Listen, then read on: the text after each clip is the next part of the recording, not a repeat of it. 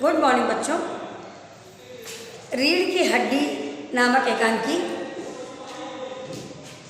आज अब आप लोगों को उसका पूरा सार यानी कि पूरा तत्व बताने जा रहे हैं कि रीढ़ की हड्डी जो है जगदीश चंद्र माथुर द्वारा रचित एक विचार प्रधान एकांकी है। हमने आपको बताया था कि हिंदी में कई विधाएं होती हैं, आत्मकथा है, संस्मरण है, रेखाचित्र है, कहानी है, उपन्यास है, नाटक है, एकांकी है। तो ये जो है विचार प्रधान एकांकी है जिसमें समाज में नारी को उचित गरिमा न प्राप्त होने की समस्या का प्रभावशाली चित्रण किया गया है। उमा एक बीए पास, एक समझदार और सच्चरित्र युवती है। सच्चरित्र यानी कि उसका चरित्र जो है वो बहुत ही अच्छा है। उसका चेहरा आकर्षक परंतु आँखों पर चश्मा चढ़ा हुआ है। उसके पिता रामस्वरूप एवं माँ प्रेमा दोनों काफ़ी व्यस्त हैं क्योंकि आज उमा को देखने लड़के वाले उसके घर आ रहे हैं। लड़का शंकर बीएससी करने के बाद मेडिकल कॉलेज में पढ़ाई कर रहा है, जबकि उसके पिता गोपाल प्रसाद पेशे से वकील।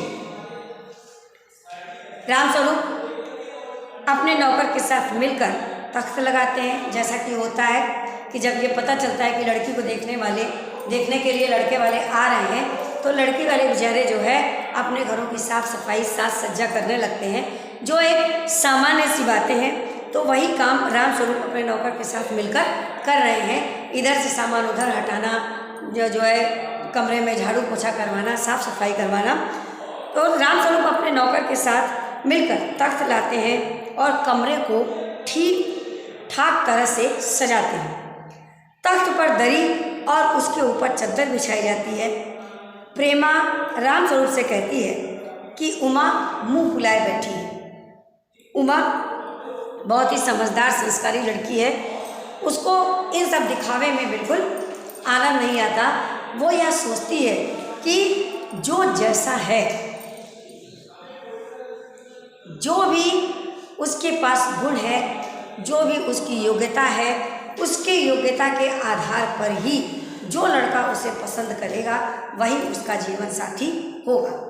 लेकिन हमारा समाज लड़कियों को भेड़ बकरियों की भांति जो है वो हाँकने पर तुला रहता है। लड़की चाहे जितनी पढ़ी लिखी हो, चाहे जितनी समझदार हो, पुरुष वर्ग के निगाह में उसकी कोई कीमत नहीं होती। चाहे वह जितना भी अच्छे से अच्छा काम कर जाए, लेकिन पुरुष का जो अहंकार है वह हमेशा स्त्रियों के आड़े आता है। तो उमा जो है वह मुंह फुलाए बैठी रहती है। तुम्ही ने ज़्यादा पढ़ा लिखा कर उसे सिर चढ़ा रखा है। उसकी माँ कहती है कि अगर उमा इतनी पढ़ी लिखी न होती तो शायद वह इतनी समझदार ही न होती कि शादी के लिए किस तरह के लड़के की ज़रूरत होती है। तब हम लोग जैसा चाहते वैसा और जहाँ चाहते वहाँ उसका विवाह कर देते। तुम्ही ने उसको पढ़ाया लिखाया, इसलिए वह ज़्यादा सिर पर चढ़ी हुई है। प्रेमा अपने पति से शिकायत करती है और उमा पाउडर वगैरह भी नहीं लगाती। उसको मेकअप में बिल्कुल भी विश्वास नहीं है। उसको लगता है कि जो उसका रंग रूप है वह उसका व्यक्तित्व आकर्षक होना चाहिए, रंग रूप या सुंदरता नहीं। जो उसके व्यक्तित्व से उसको पसंद करेगा वही उसका सच्चा जीवन साथी होगा। कमरे में सितार भी रख दिया जाता है। क्यों रखा जाता है सितार? क्योंकि लड़कियों की एक एक योग्यता, लड़कियों के भीतर एक कौन सी अच्छाई है, हर अच्छाई को लड़के वाले देखना चाहते हैं। गाना आता है कि नहीं, डांस करने आता है कि नहीं, खाना बनाने आता है कि नहीं, बर्तन मांजने आता है कि नहीं। दुनिया का कोई भी काम ऐसा नहीं जो कि लड़की न कर पाए। हर लड़के वाले यह उम्मीद करते हैं। और हमारे समाज में तो जिन लड़कियों को अगर मान लिया कोई काम नहीं आता, अगर सिलाई नहीं आ रही है, बुनाई नहीं आ रही है, तो ससुराल में तुरंत ये ताना दे दिया जाता है कि तुम्हारे माँ बाप ने तुम्हें क्या सिखाया। तो लड़कियों से ये उम्मीद की जाती है कि वो सर्वगुण संपन्न हो, लड़का भले ही चरित्रहीन, आवारा और कायर क्यों हो। तो ये हमारे समाज की मान्यता है जिसे उमा बिल्कुल भी पसंद नहीं करती। कमरे में सितार रखवा दिया जाता है, क्योंकि लड़कों के गीत संगीत में प्रवीण होने का भी प्रदर्शन करना है, क्योंकि लड़के वालों के सामने यह भी दिखाना है कि हमारी बेटी उमा को सब कुछ आता है। रामस्वरूप अपनी पत्नी प्रेमा को हिदायत भी दे देते हैं, वार्निंग देते हैं कि लड़के वालों के सामने यह मत कहना कि उमा जो है BA पास है, तुम यही बताना कि वह मैट्रिक पास है। अब देखिए, उसकी शिक्षा भी छिपाई जा रही है। सारी योग्यता भी होना चाहिए और शिक्षित नहीं होना चाहिए। शिक्षित होना औरतों का, लड़कियों का एक अपराध माना जा रहा है। तो यह कितनी गलत बात है कि शिक्षा जो है वो BA पास है, फिर भी उसकी शिक्षा को छिपा करके यह कहलवाया जा रहा है लड़के वालों के सामने कि उमा सिर्फ मैट्रिक पास है, मैट्रिक यानी कि सिर्फ हाई स्कूल पास है। रामस्वरूप कहते हैं क्योंकि लड़की को देखने के लिए स्वयं लड़का और उसके पिता दोनों आ रहे हैं, और जो लड़के के पिता हैं वह एक माने जाने वकील है, एक माने जाने वकील जो साक्षर वर्ग में गिने जाते हैं। ऐसे वकील की यह मानसिकता कि उनकी बहू अनपढ़ हो या कम पढ़ी लिखी हो, ये कितने शर्म की बात है। लड़का BSc करके मेडिकल कॉलेज में पढ़ता है, परंतु वे लोग यह चाहते हैं कि लड़की ज़्यादा पढ़ी लिखी न हो। गोपाल प्रसाद और शंकर आते हैं। गोपाल प्रसाद लड़के के पिता, लड़की का पिता होने के कारण रामस्वरूप अत्यधिक विनम्रता दिखाते हुए उनका स्वागत करते हैं। स्वाभाविक सी प्रक्रिया है कि लड़की के पिता जो है हमेशा अपना सिर झुकाए ही रहते हैं, तो वह सिर झुका करके बड़ी प्रेम भाव से, बड़ी विनम्र होकर के लड़के वालों का स्वागत करते हैं और स्वयं को उनका सेवक बताते हैं। उनके आगे वह इतने विनम्र हो जाते हैं, इतने झुक जाते हैं कि वह अपनी सारी योग्यता को भूल करके वह यह दिखाते हैं कि लड़के वाले इस समय सबसे बड़े हैं और वह स्वयं उनके दास हैं, उनके नौकर के समान हैं। रामस्वरूप और गोपाल प्रसाद बातों बातों में अपने अपने ज़माने की तारीफ करते हैं। वे उस समय के लोगों के ताकतवर होने की प्रशंसा करते हैं। गोपाल प्रसाद अपने छात्र जीवन में लगातार 12 घंटे तक कुर्सी पर बैठे बैठे पढ़ाई करने की बात करते रहते हैं।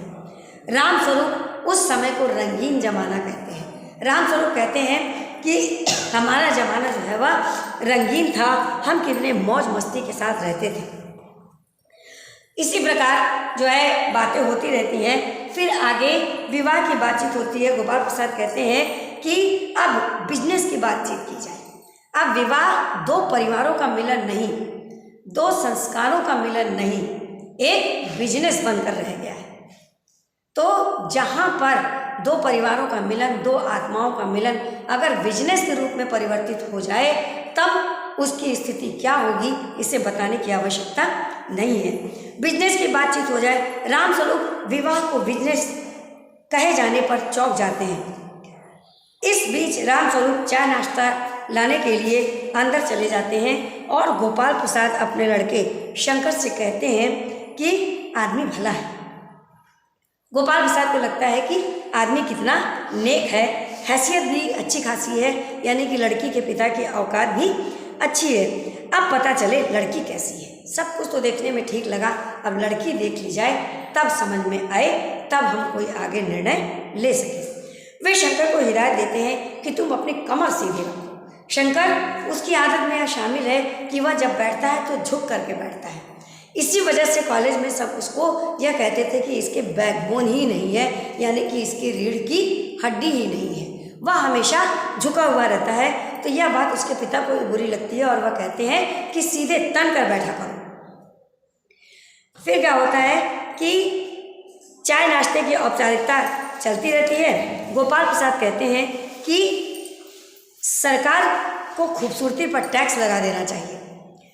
अगर सरकार खूबसूरती पर टैक्स लगा दे कि जितने भी क्रीम, पाउडर वगैरह और जो भी चीज़ें मेकअप के लिए दी जाती हैं, अगर उन पर टैक्स लग जाए, उन लड़कियों से पूछ कर कि जो किस हिसाब का, किस स्टैंडर्ड का सामान यूज़ करती हैं, उस हिसाब से अगर टैक्स लगा दिया जाए तो सरकार को बहुत फ़ायदा होगा।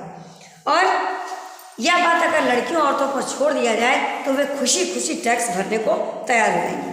वे यह बताते हैं कि उनके लड़के के विवाह के लिए लड़की का खूबसूरत होना ज़रूरी है। लड़का भले चाहे बंदर जैसा हो, लेकिन लड़की सबको सुंदर ही चाहिए। तो गोपाल प्रसाद भी यही कहते हैं कि हमारी सबसे पहली शर्त यह है कि लड़की का खूबसूरत होना आवश्यक है। गोपाल प्रसाद रामस्वरूप से कहते हैं कि मेरे कानों में एक भनक पड़ी है कि आपकी लड़की ज़्यादा पढ़ी लिखी है। गोपाल प्रसाद कहते हैं कि ऐसा हमने सुनाई दिया है मोहल्ले पड़ोसी वालियों से कि आपकी लड़की पढ़ी लिखी है। ऐसा तो नहीं है ना, हमें ज़्यादा पढ़ी लिखी लड़की नहीं चाहिए। मर्दों का तो काम ही है पढ़ना और योग्य बनना। उनके नज़रिए से औरतों का काम पढ़ना लिखना नहीं है, औरतों का काम सिर्फ घर में चूल्हा चौका फूंकना है और मर्दों का काम ही पढ़ना है। यदि औरतें भी अंग्रेज़ी का अखबार पढ़ने लगी और पॉलिटिक्स पर बहस करने लगी तब तो हो चुकी गृहस्थी। उनका मानना है कि अगर औरतें अंग्रेज़ी समाचार पत्र पढ़ने लगी और राजनीति पर बहस करने लगी तो वह गृहस्थी क्या खाक चला पाएंगी, जबकि शायद उनको यह नहीं मालूम कि जितनी अच्छी तरीके से गृहस्थी एक पढ़ी लिखी और समझदार लड़की चला लेगी उतनी अनपढ़ और गंवार नहीं चला पाएगी।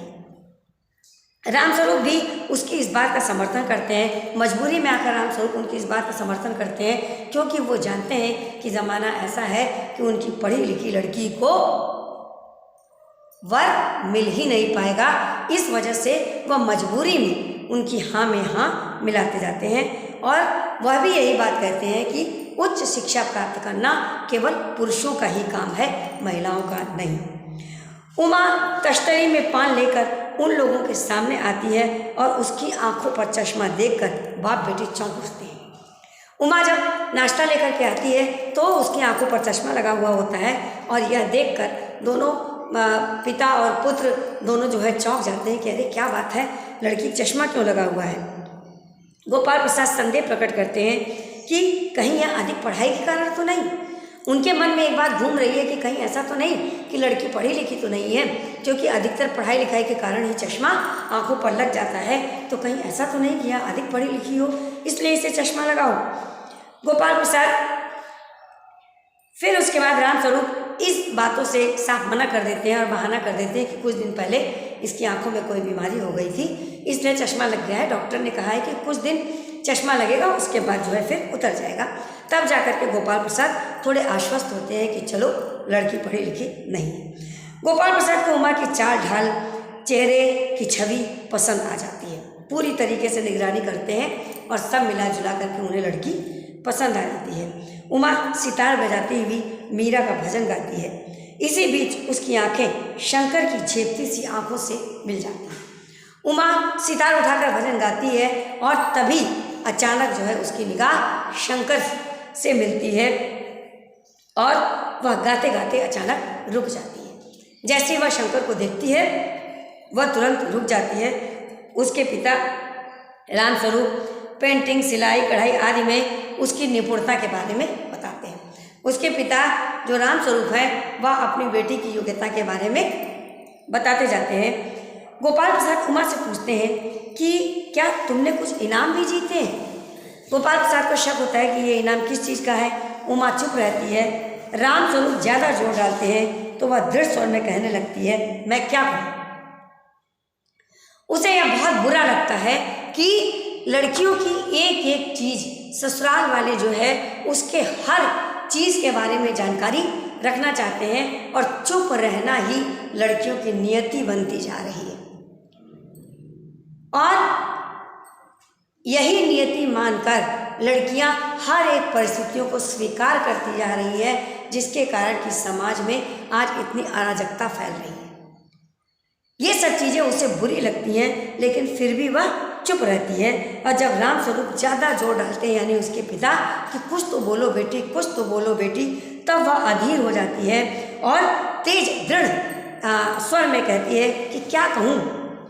लड़की को तो कुर्सी मेज की तरह खरीदार को दिखा दिया जाता है कि लड़की को कुर्सी मेज की तरह जो है दिखा दिया जाता है कि जो खरीदने आए हैं उनकी इच्छा अनिच्छा के बारे में तो कुछ पूछा ही नहीं जाता। लड़कियों को तो एक सामान की तरह ला करके रख दिया जाता है। वो क्या चाहती हैं क्या नहीं चाहती हैं इसके बारे में उनसे राय लेना कोई भी ज़रूरी नहीं समझता। ये सबसे बड़ी विडंबना है। माँ बाप ऐसा सोचते हैं कि उन्होंने लड़कियों को पैदा कर दिया है तो वो जो चाहें, जैसे चाहें, जहाँ चाहें वो लड़कियों के बारे में फैसला ले सकते हैं, जबकि ऐसा होना ही नहीं चाहिए, क्योंकि लड़कियां कोई वस्तु नहीं है, कोई निर्जीव सामान नहीं है कि उनको यहाँ से उठाया और वहाँ ले जा कर के कमरे में रख दिया। वो एक जीती जागती जो है प्रतिमूर्ति हैं, उनकी भी अपनी इच्छाएं हैं और उनका भी अपना मन है, उनकी अपनी भावनाएं हैं। तो वह दृढ़ स्वर में कहती है कि लड़की को तो कुर्सी मेज की तरह खरीदार को दिखा दिया जाता है, उनकी इच्छा अनिच्छा के बारे में तो कुछ पूछा ही नहीं जाता। क्या लड़कियों के दिल नहीं होता? उसके हृदय को ठेस नहीं पहुंचती? अगर उसको इस तरीके से लड़के वालों के सामने पेश किया जाता है कि वह कोई सामान है, तो क्या उसकी भावनाओं को ठेस नहीं पहुंचती? क्या उसका स्वाभिमान आहत नहीं होता? ये कभी किसी ने सोचा? चाहे वो लड़की के माता पिता हों, चाहे वह लड़की के रिश्तेदार हों, चाहे वो लड़के वाले जो देखने आए हों वो, अगर लड़की पसंद आ गई तो हाँ कह के और मुंह मीठा करके चले जाते हैं, और अगर लड़की नहीं पसंद आई तो उसके मुंह पर यह कह के चले जाते हैं कि आपकी लड़की सांवली है, या इसकी नाक बड़ी है, या ये इस तरीके की है। तो इतना अपमान करने का अधिकार इनको दिया किसने है? सिर्फ इस वजह से कि वह पुरुष है, सिर्फ इस वजह से कि हमारा देश पुरुष प्रधान है। क्यों इस तरीके से लड़कियां जो है अपना अपमान बर्दाश्त करें? लड़कियां क्या किसी लड़कों से कम हैं? तो उमा को बहुत बुरा लगता है, और लड़कों के बारे में क्यों नहीं पूछा जाता? उमा कहती है लड़कों के बारे में क्यों नहीं पूछा जाता? यह जो है साहबजादे यानी कि शंकर लड़कियों के हॉस्टल के आसपास घूमते समय भगाए गए थे। इनके बारे में कभी किसी ने जानने की कोशिश नहीं की कि इन्होंने क्या पढ़ा है। ये तो दिन भर लड़कियों के हॉस्टल के सामने घूमते रहते थे, और जब भी पकड़ में आते थे तो लोग इनको डांट कर भगा देते थे, और कभी ये नौकरानी के पैर छू कर जो है अपने आप को बचाते थे। नौकरानी के पैरों तक में ये गिर जाते थे, और ये नौकरानी के पैर पकड़ कर अपना मुंह छिपा कर भागते थे। मैंने भी बीए पास किया है। तब उमा अपनी सच्चाई बताती है। उसको ये लगता है कि उसने पढ़ाई करके, शिक्षा प्राप्त करके उसने कोई अपराध नहीं किया, कोई गलत काम नहीं किया है कि वह उसे छिपाए। तो वह खुले जो है ढंग से बता देती है, डंके की चोट पर बता देती है कि उसने भी बीए पास किया है और कोई पाप नहीं किया है। मुझे अपनी इज्जत, अपने मान का ख्याल है। वो कहती है कि मैं लड़की हूँ तो क्या, मैंने भी बीए पास किया है, मैंने भी अच्छे से पढ़ाई की है, लेकिन इनकी तरह मार खा के और लड़कियों या लड़कों के हॉस्टल के इर्द गिर्द दौड़ कर अपना जीवन नहीं बिताया है, इसलिए कि मुझे मान और सम्मान का पूरा ख्याल है। गोपाल प्रसाद क्रोधित हो जाते हैं, गुस्सा हो जाते हैं और रामस्वरूप से कहते हैं कि आपने मेरे साथ धोखा किया है। बीए पास लड़की को मैट्रिक तक पढ़ी बताया, मैं चलता हूँ। इतने में गोपाल प्रसाद को गुस्सा आ जाता है और उनको लगता है कि इनकी लड़की बीए पास है और इन्होंने मुझसे झूठ बोल करके यह कहा कि मेरी लड़की मैट्रिक पास है, कि हमारे लड़के से इनकी लड़की का विवाह हो जाए। दोनों बाप बेटे दरवाजे की ओर बढ़ते हैं। उमा कहती है कि घर जाकर पता लगाइएगा कि आपके लाडले बेटे की रीढ़ की हड्डी है भी या नहीं, यानी कि बैकबोन। बैकबोन से मतलब यहाँ यह नहीं कि उसकी रीढ़ की हड्डी ही गायब है। बैकबोन से यहाँ पर मतलब है कि उस लड़के के भीतर दृढ़ संकल्प नहीं है, उसका विल पावर मजबूत नहीं है, वह कायर है, वह चरित्रहीन है, उसे अपने मान सम्मान का ध्यान नहीं है, उसे पढ़ाई लिखाई का ध्यान नहीं है। वह 3 साल के कोर्स 6 साल में ख़त्म करने वाला एक लड़का है जो कि अपने बातों पर अटल नहीं रह सकता, यानी कि उसका बैकबोन ही नहीं है, उसके भीतर दृढ़ संकल्प नाम की कोई चीज़ नहीं है। गोपाल प्रसाद के चेहरे पर बेबसी भरा क्रोध और उनके लड़के के चेहरे पर रुलासापन। राम जो है गोपाल प्रसाद के चेहरे पर बेबसी आ जाती है, उदासीनता छा जाती है और वो बहुत परेशान हो जाते हैं और उनके लड़के का चेहरा जो है वो रुलाई से भर जाता है। दोनों बाहर चले जाते हैं और उमा जो है वह रोने लगती है।